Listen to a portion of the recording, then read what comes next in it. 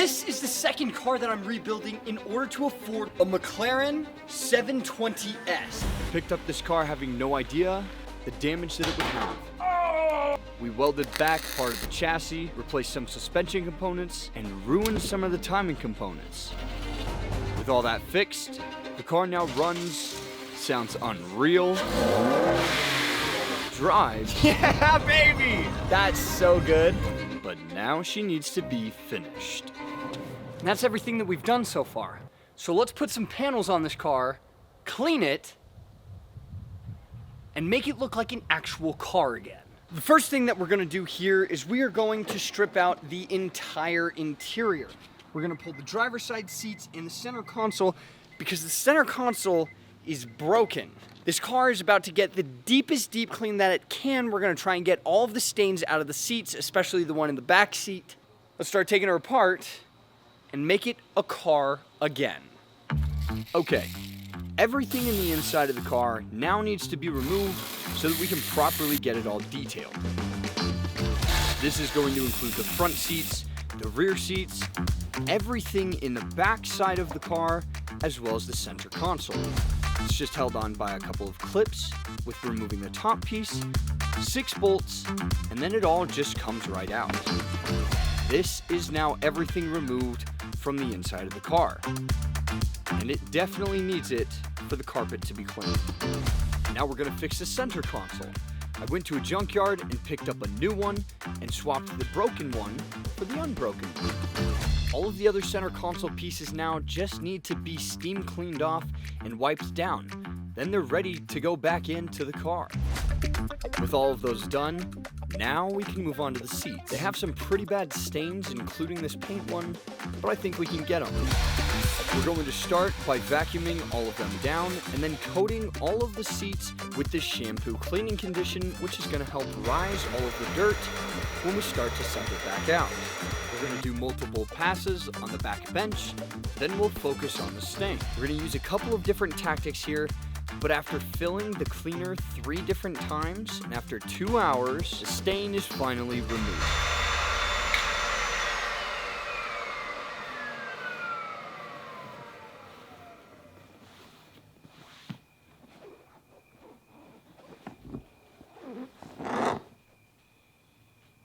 It's looking pretty good to me. Almost as if the stain was never there. Since it's just cleaning stuff left, I don't want to bore you all, so we'll make it quick. Again, everything just gets the quick pass of this conditioner. It's wiped down, cleaned off, and then ready to be moved back into the car after it's all been dried. And now it also smells way better. With all of those being ready to go in, we're gonna hit the carpet really quickly. Steam cleaning out a couple different coffee spots that are stuck there, and putting in my own solution, again, to help the carpet smell a little bit better. Since we're getting all of the car, we can't forget the doors. Even though they're not going to come off, we still want to get them cleaned. From the doors being complete, we're going to move on to the center console and the dash, because this is what everyone's going to be looking at in the car. With the back seats in, we can now put the center console in. First goes in the main back piece, then all of the other clips slide right in. Then the driver and passenger seat are going to get plugged in and bolted down how they go. Then it's the floor mats for the car. These are going to get vacuumed down exactly how we did the seats before they get sprayed off, this time with a pressure washer, which is just going to be that extra little edge to help get the dirt out. After they've all been shot down and sprayed off, we're going to vacuum them again, let them dry, and then they go back into the car for the interior to finally be complete. Now the interior is deep cleaned. The exterior is definitely going to need another wash, but we have a few more things we have to put on.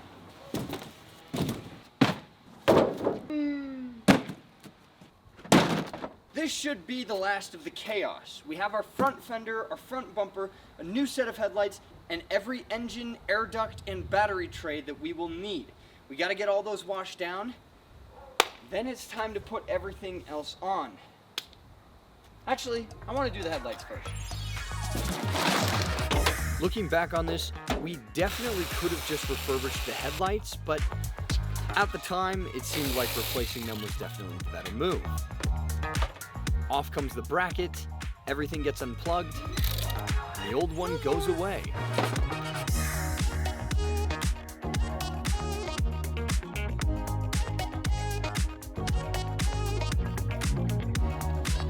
The new one, we're going to keep the plastic on for now to help prevent any scuffing, but the mount goes on in place and it gets bolted down. What we do to one side, we're definitely going to have to do to the other. The old headlight comes out, everything comes unplugged, the bracket comes off, and then the new headlight gets prepped to go into place and gets bolted as it goes. Now, all of the last of the ducting and the interior engine bay trims need to be sprayed down. They don't really need to be, but since everything's getting as cleaned as possible, we might as well do it. Just a quick pass with the pressure washer, getting off all of the dirt, because there's nothing really major on any of these. It's just cleaning it up to help it look a little bit prettier.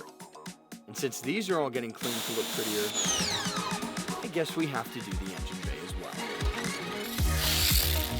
The battery is going to be removed just for safety, and then everything is going to get sprayed down with a degreaser. After everything gets sprayed, we're going to let this sit for a minute to help break up the residue as best we can, and then spray it out.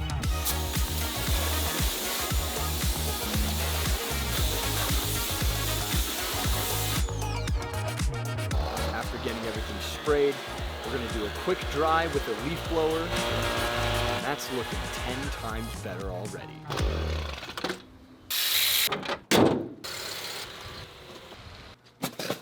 The next part to replace was going to be the front bumper, but after pulling it apart and getting it out of its packaging, I think we might need to let it sit. Now, as we wait for the front bumper to expand to a little bit of a more ideal situation, we're going to put in the rest of the trimming. Some of the ducting and other panel plates for the battery have to come out before we can fit any of the other pieces in. This main battery mount plate is going to be pulled out.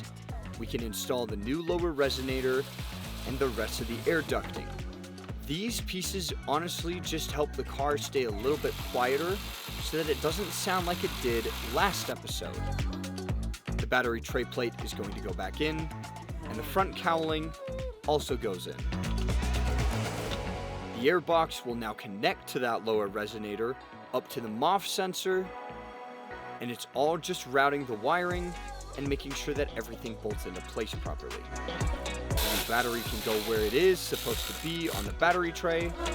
And with all of these in, now we can finally put in the fender and cover up the not so pretty looking frame.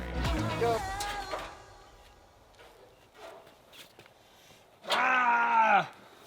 Hey, here we go. Now we can actually get it on. Hopefully. Ready? Watch this. Boom. That did absolutely nothing. I was wrong. It did work. Is that supposed to be bolted through that onto that? Oh, really? Who designed this garbage?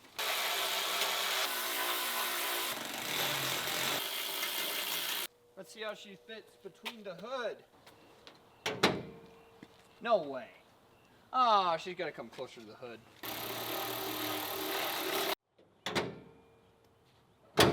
With the hood all the way down, you can see that the fender sits above it. Panel gap over here is a little bit larger, but it's not by much. It's just by a hair. So I don't know if we can push this in further. And again, this is not going to be dependent upon the frame piece that we replaced, because this is literally only tied into right here, but I didn't even tighten that one down. Hang on. Let's see if this fixes it. It did literally nothing. I knew it was going to do that. But, I mean, that panel gap isn't that bad. Like, just for slapping it on, that's pretty good. We know that the hood isn't damaged because all of the damage stopped right there. which is so weird. The way to fix that would honestly be realigning the entire hood. Be lifting the hood, taking it off, shifting the hinges over just a little bit, but we should be able to take this locking mechanism and we should be able to lift it up. For something that typically needs a lot of adjustment, this is actually looking really good. This little latch gets held on by 3 bolts. 2 of them are on the top and 1 of them on the side. We need to adjust them all to make sure that they are all on the same connecting points, and then we can test it. Still locks. It still sits so low. Wanting to adjust it even a little bit more, I just released everything once again and we maxed them all out so that the hood now sits as high as it can. With that all done, the last piece is going to be the front bumper. Using a heat gun, this is going to help it expand. Now you can see that it actually looks like a bumper. And now it's ready to go on. These new clips get installed on both sides of the fenders. These in turn help hold on the back sides of the front bumper. We just have to do a little bit of a dance here to help get it on, but once it's finally clipped into one side and the other, it's just a little bit of setting it into place.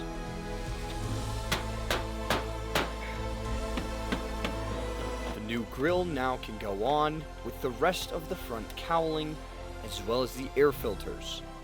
Both of the engine and cabin air filters will be replaced. That fitment looks amazing.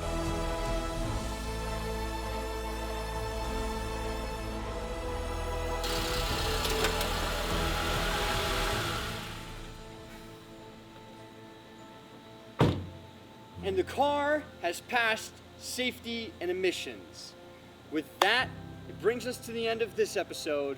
We'll see you in the next adventure where we take the car to paint and give it one final top of the showroom detail. Thank you so much for watching. We'll see you in the next adventure. Cheers.